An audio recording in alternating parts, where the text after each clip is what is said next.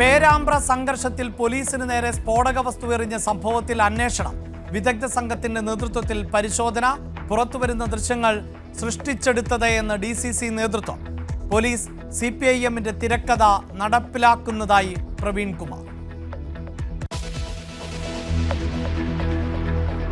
വിവാദങ്ങൾക്ക് പിന്നാലെ രാഷ്ട്രീയത്തിലേക്ക് മടങ്ങിവരവിന് വിജയ് വെള്ളിയാഴ്ച കരൂരിലെത്തും. ദുരന്തത്തിൽ മരിച്ചവരുടെ കുടുംബാംഗങ്ങളെ TVK ദത്തെടുക്കും.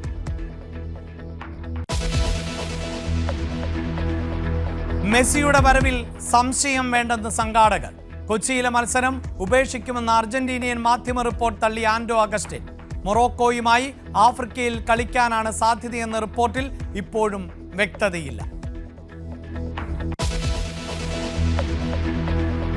സ്വർണ്ണവില ലക്ഷത്തിനടുത്തേക്ക്. പവന് 94,360 രൂപ.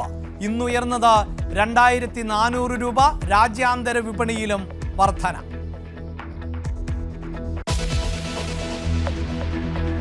കണ്ണൂർ ശ്രീകണ്ഠാപുരത്ത് ഇടിമിന്നലേറ്റ് 2 മരണം. മരിച്ചത് ചെങ്കൽക്കോറി തൊഴിലാളികളായ അസം ഒഡീഷ സ്വദേശികൾ. മലപ്പുറത്ത് മിന്നലേറ്റ 2 പേരിൽ ഒരാളുടെ നില ഗുരുതരം. സംസ്ഥാനത്ത് തുലാവർഷത്തിന് മുന്നോടിയായി മഴ കനക്കുന്നു.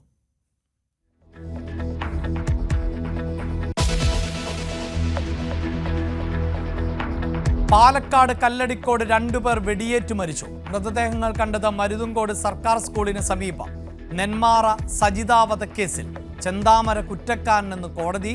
ശിക്ഷ മറ്റന്നാൾ.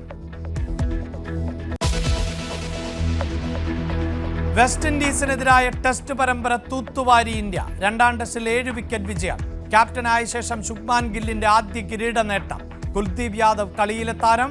Ravindra Jadeja player of the series.